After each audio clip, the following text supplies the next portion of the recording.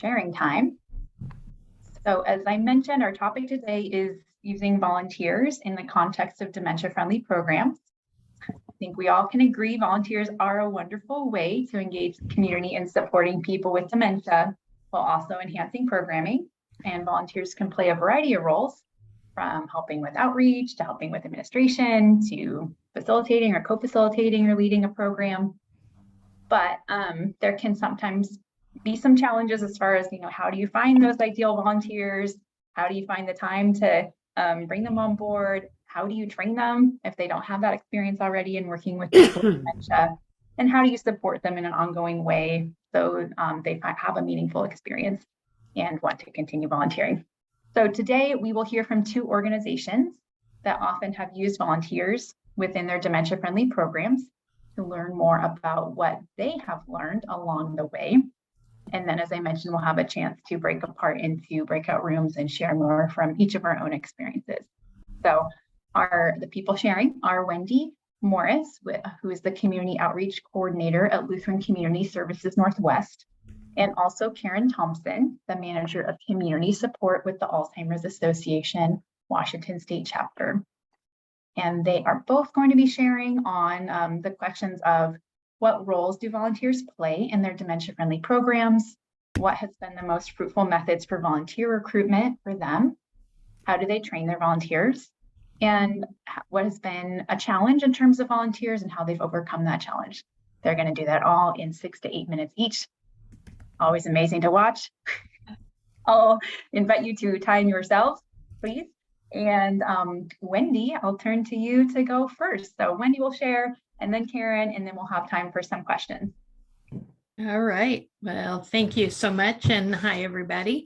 Again, I'm Wendy Morris with Dementia Services at Lutheran Community Services Northwest. Volunteers are critical to our dementia-friendly programs.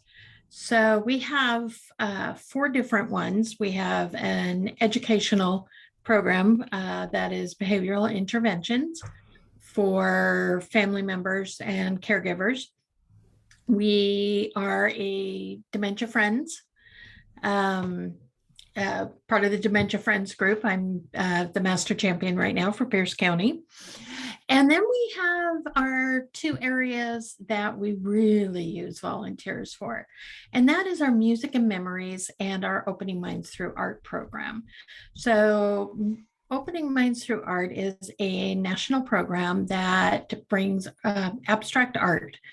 And the idea of having volunteers is to have them sit alongside the people living with dementia who are doing an art project. Ideally, they're intergenerational, so they're college age volunteers, but we accept volunteers of any age. And then also for our Music and Memories. So having somebody come and sit with somebody who, again, is living with dementia or any cognitive challenge is really critical because we want to make sure the caregivers get a break.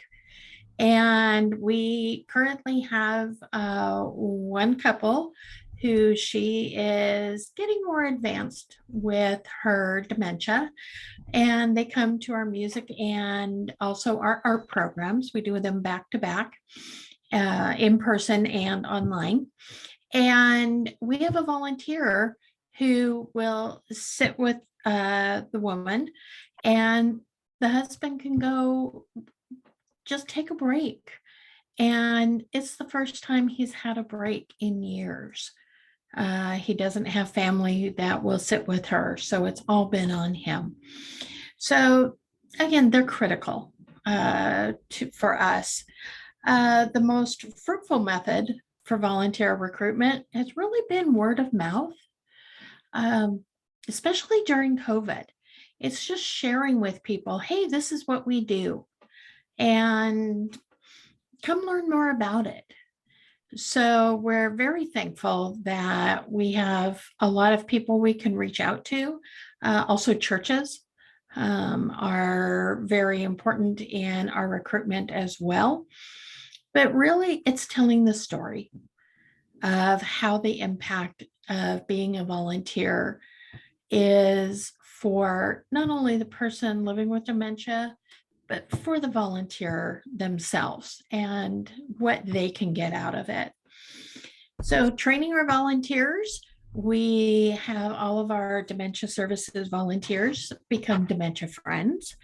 And then for our Opening Minds Through Art volunteers, they do an additional 1 hour training where they learn what abstract art is all about and what the Opening Minds Through program is all about. And it's failure free, that we don't want people to paint a picture of a flower. We want people to use different textures, different techniques, and just express themselves freely. There's no right or wrong answer for that. And we train our volunteers to understand that. The challenge of getting more volunteers is still some COVID challenges, people that are unsure, also time commitments. Anymore, people have become very cautious, I've discovered, about sharing their time. And also making sure that they're willing to stick around for our 6-week sessions that we do with both those programs. How do we overcome it? We keep talking, we keep sharing, and the right people will come along. But the more outreach we can do, the better. And now it's Karen's turn. Thank you, Wendy. Really appreciate you sharing from your own experience. And we will turn it over to Karen. And then, like I said, we'll have some minutes for questions. So Karen, you want to go ahead? Thank you. And so I'm Karen Thompson. I'm the manager of community support for the Alzheimer's Association Washington State chapter. And Wendy will be chatting with you soon about the Tacoma Zoo Walk. And I want to give a shout out to Cheryl Gunther, who I see has joined the group. Nice to see your phone.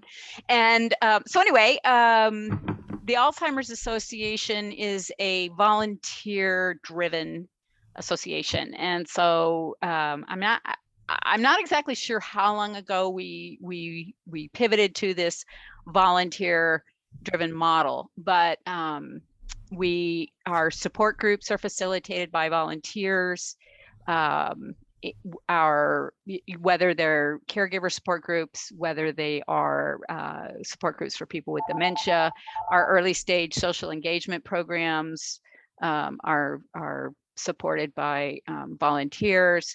We have community education programs that are run by volunteers, and community ambassador programs, and outreach, all kinds of outreach that we have fantastic volunteers. And in fact, 2 of my volunteers are here today, Melinda Franklin and Tanya Sue, and they are awesome, and you can't have them.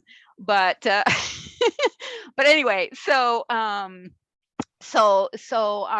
volunteers are very integral to how we deliver our services to our constituency. And like Wendy, word of mouth is huge. We get a lot of referrals from people who know people.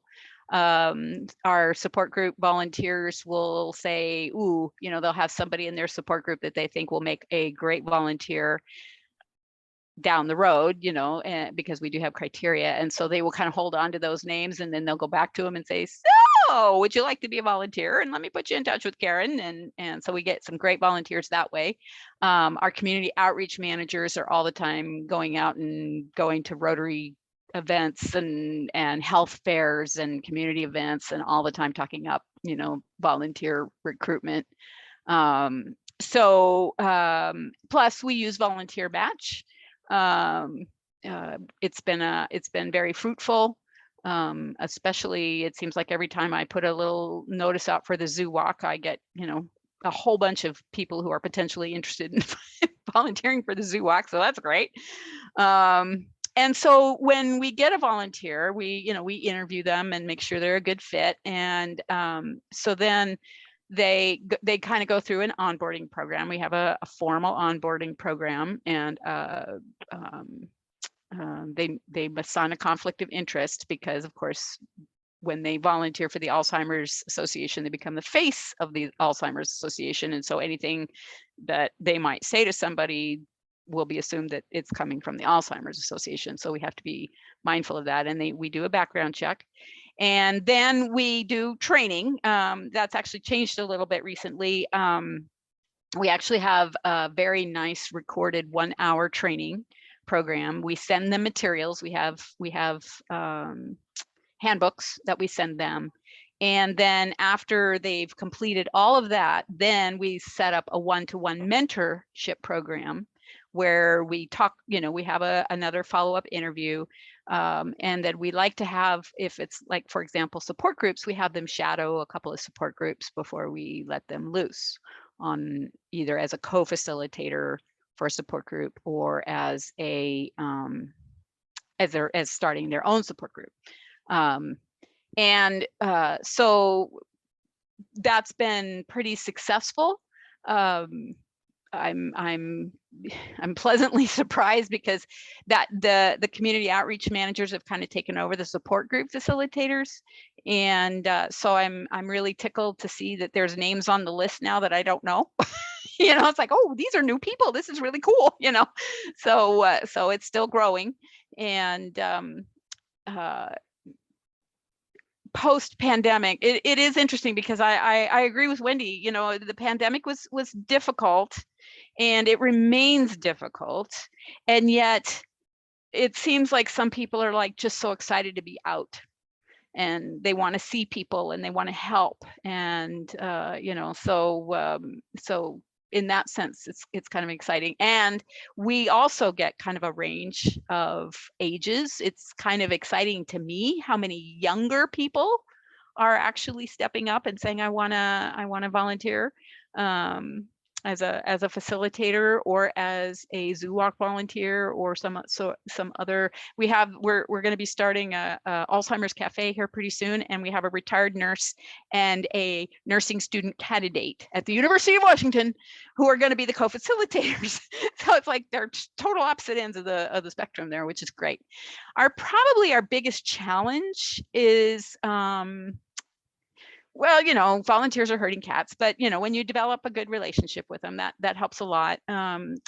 We are having some challenges recruiting for early stage support group volunteers because we really would prefer people who are a little bit more familiar with the demographic. I mean, like if I could get a retired nurse or a social worker or something like that who has worked with people with dementia before, that would be my preference, just because they are a different constituency. And so I want to make sure that whoever is working with them understands what that means. So that's probably our biggest challenge, and we're just continuing to plod forward, like Wendy, word of mouth, trying to get the word out there. And I'm feeling a little bit more hopeful now that we're out in the community more and participating in more of these events to see if we can't potentially get more volunteers. But I worship the ground they walk on. They know it, because they're just what a gift they are. And I guess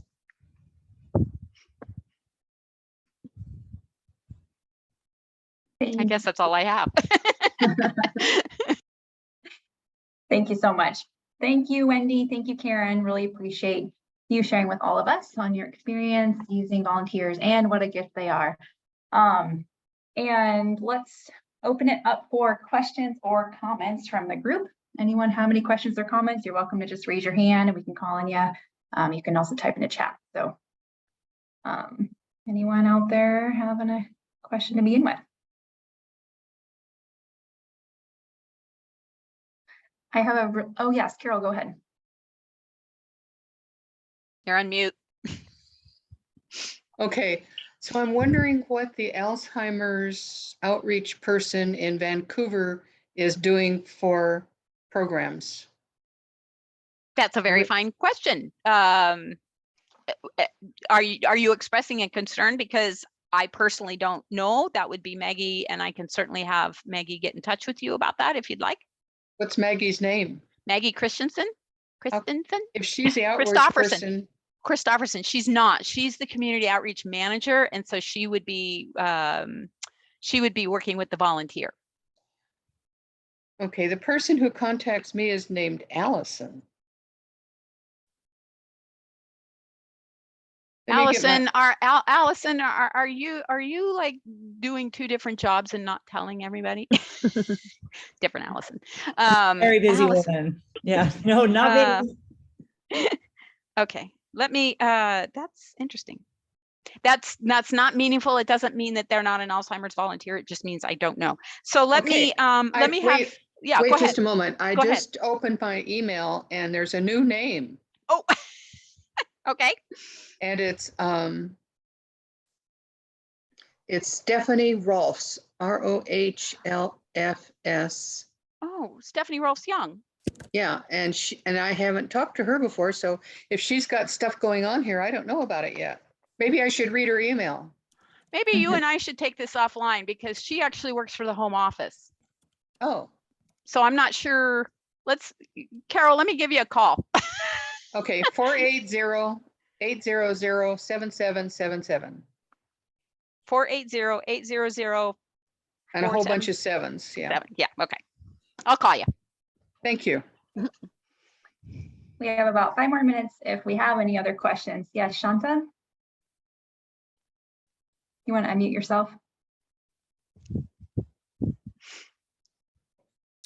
I have a question and a comment. First of all, thank you for that. I think Elderwise has been really relying on volunteers a lot lately because we've had trouble hiring.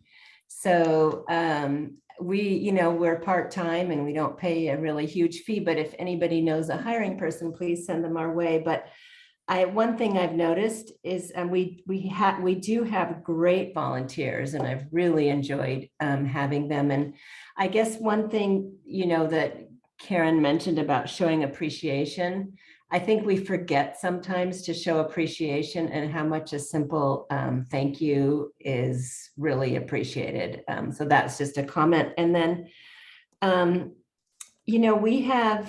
when we've been on our own, we haven't necessarily gotten background checks because we seem to kind of know a lot of the people who come towards us, or it doesn't feel like we need to. But, I'm just wondering, what people's thoughts are about, background checks in generally. And the other thing is we supervise. I mean, people aren't alone. Our people aren't alone without us there. But still, we trust them, to be with our people and to be in the space and so forth. So I guess any comments about background check that would be helpful from, yeah. Go ahead, Wendy. So background checks are something we also do. Typically for any nonprofit, you can do a Washington State Patrol background check for free as a nonprofit. You can sign up for that. And it checks for anything for 18 and above. And it will definitely flag anything that is a crime against a vulnerable person. So a child or somebody who is disabled or elderly. And I've 25 years plus doing nonprofit work. So I've used them my whole career. I recommend doing that, especially if people are going to be alone. When somebody flags, I always talk to them about, what was it that, and if they had a driving while intoxicated, then it's like, okay, well, how long ago was it? What was the circumstances? Maybe they just don't drive the person anyplace. So really taking the time to kind of look at that and talk to the person and let them know, yeah, we're going to run a background check on you. They're very, very valuable. Thank you. You said that's the Washington State Patrol. It's called a watch report. And nonprofits can sign up for free. and have free background checks. It doesn't cover if the crime was committed out of state, but each state usually has something through their state patrol where you can find out more. Thank you so much. Thank you. Yeah, that's great. And Karen, did you want to add? Yes, I do. And Jillian, I'm going to get back to you. So we are a national organization, and so this is a mandate by the association. And I've been with the I haven't been doing this as long as Wendy has. I started in basically December of 2020, and I've interviewed a lot of volunteers, and they've all been great. And I actually did have one fail, and I don't know why. They don't tell me. They just say this person is no longer in consideration, and she was a young woman, and she was great, and she was really interested, and I don't know what happened. So you just never know, somebody's background, and I wish, kind of like what Wendy is saying, I kind of wish I had the opportunity to go back and say, can we talk more about this? Because she seemed really great. But I am not given that opportunity. And so it is, I agree, kind of an important cautionary thing. And so it's yours, it's a national organization. So what do you use for the background check? I have no idea. Okay. It's just part of the onboarding process. Okay. They log in, they create their account, they watch some videos, and they do these things. Federal or something. Yeah, Okay. I'm sure it's, yeah. Thank you. It's not free. We pay for it. So it's not what Wendy's doing. And we have just about one more minute, but Melinda, did you have a comment? Yes. As a volunteer, I want to tell you just how much a thank you, how far it goes. I never expected, because I get so much just from volunteering, but when I get a thank you, it's really meaningful. It makes me feel really good. It's like the icing on the cake. So thank you, volunteer. Thank you, Melinda. Thank you. And I just want to add, because I happened to come across this the other day, that the independent sector with the Do Good Institute monitors kind of what the value of a volunteer hour is nationally and breaks it down by state. Currently in Washington State for 2022, the hourly value is almost $35. So most volunteers would be paid $35 an hour for what they do. So that really shows that value. Karen, we need to talk. Oops. Actually, but they are invaluable.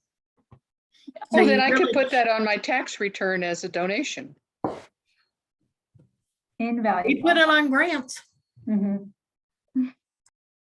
Okay, well, big round of applause for Wendy and Karen. Thank you again for sharing. And turned it into note cards, blank note card, and then have about the program on the back. Shanta, do you still have cards from paintings of Elderwise? Yes, not quite the same way we do them now through I forget the name, just a regular printing place, but yes, we have those.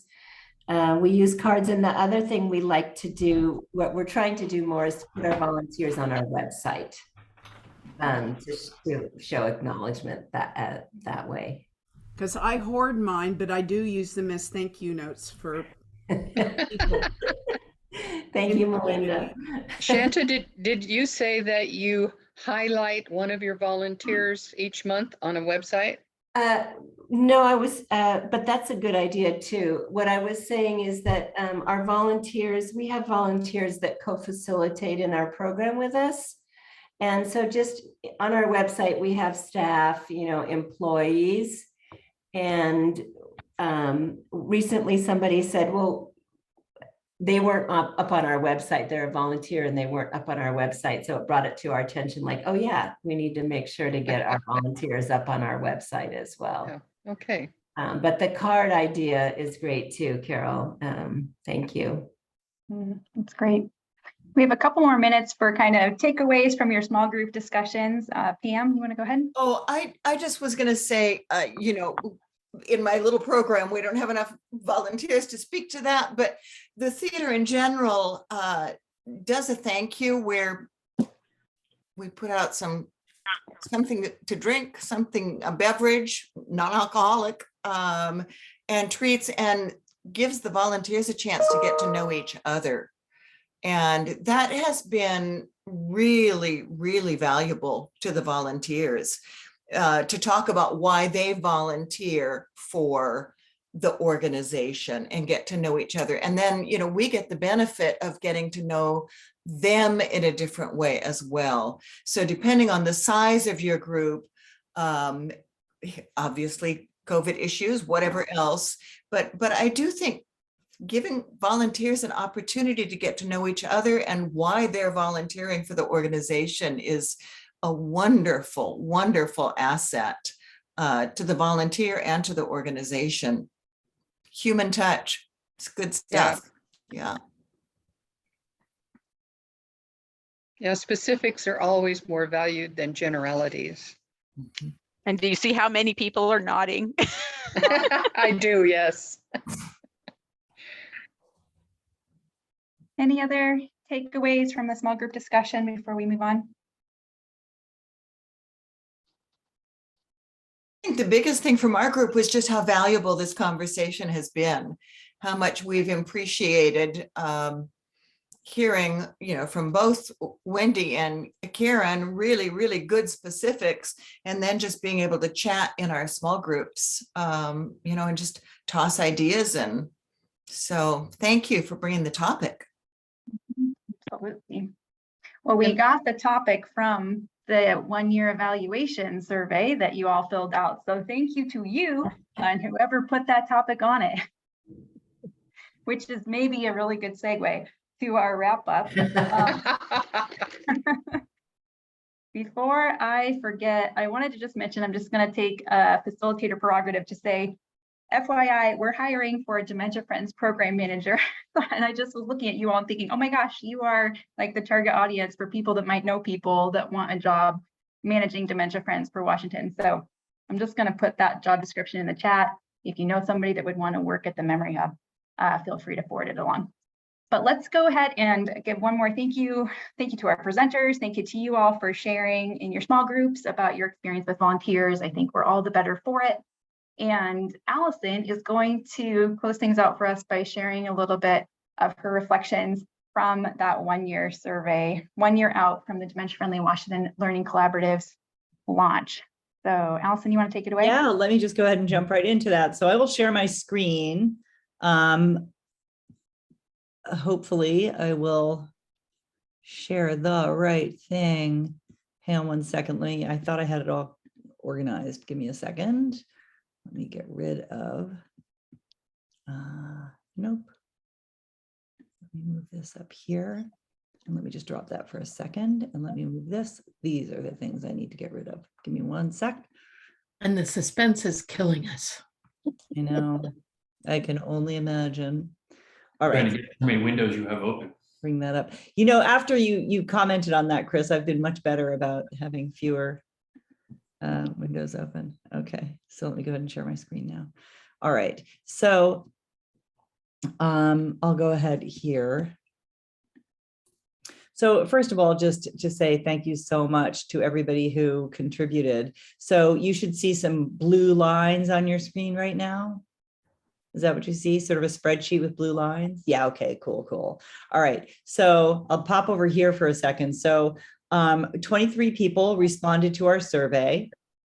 And I want to say that this was my, I'm fairly new to using Microsoft Forms. So I do want to say that I really enjoyed using that. If you're going to be doing any kind of surveys along those lines, I found it to be really, really easy to use. It allows me to not only go back and look at the questions, but also to look at the responses, which it creates in this beautiful graphical format, which we'll go through in just a second. And it also allows me to share all of this with all of you. And so I will post into the chat the link that will allow you to go back and look at these things in more detail if you would care to do that. So looking at the survey, let me just go here, and I'm going to just grab this link, and I'm going to come back. I'm going to stop my share for just a second, just to go here and go into the chat. And I'm going to pop this in here. So there is your link. Now I'm going back to share my screen, and here we are. So what we learned, and I know it's going to be hard to see because it's a small screen, but some of our takeaways. So we asked a bunch of questions like, I feel more knowledgeable, I feel better equipped, I feel more motivated or connected based on your time spent working as a collaborative. And the summary of our findings was that the percentage of people who strongly agree to those kinds of questions gives us a solid, say 87% or maybe around a B+ around questions having to do with whether or not we are achieving our goals. And we feel pretty good about that. So in some cases, like 95% said that they feel like they have adequate opportunities to share their thoughts and opinions and make contributions. But the average, again, is around 87%. If applicable, we asked you to please share about how attending our sessions, these sessions, has impacted your programming, and whether or not you have made program changes or have talked about making program changes. And what we learned is that a lot of people are in something of a holding pattern still. Many people have plans to make changes based on what they've gotten from the program, with a smaller percentage having actually made changes, which wasn't hugely surprising. We asked you, if you're not yet offering programs, what do you see as barriers to starting up? And what we learned is that COVID continues to be a barrier, but other barriers include inadequate supplies of time, money, and volunteers. We asked you to please share the barriers that keep you from being able to attend our monthly meetings. And what we learned is that people who don't attend seem to be making that choice primarily based on availability and not desire.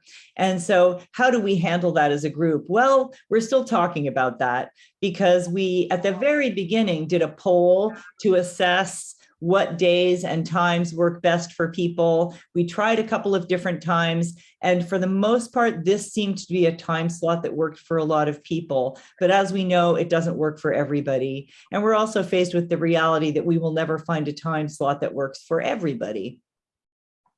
We asked you to please share topics that you would like to see covered at future meetings. And our note to ourselves was, this deserves focus and energy on our part. For which of these very worthy topics do we think that we could find representative speakers? Scott, oh my goodness. Oh, wait, hang on. Let me Let me stop share. Yeah, I'm gonna get out of this meeting I'm in. There. All righty. And Melinda, bye-bye. Okay, let me go back and finish sharing my screen. Let me share that with you.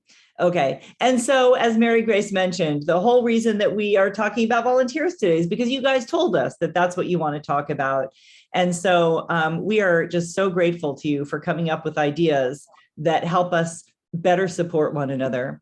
And then we asked to any additional comments, and the comments were largely that the collaborators enjoy the program, enjoy the community. We have been thrilled with how well people respond to our time together in breakouts. And so I think that a big takeaway for us in creating and asking you to participate in this survey was that it has given us great ideas for how we can better support the group. And we, of course, are welcome if anybody has any feedback on the feedback. We would love to hear from you. Again, that link has been shared, so please feel free to go in and look at things in more detail and let us know if there's anything that you want to have opinions about. Mary Grace, anything you'd like me to say?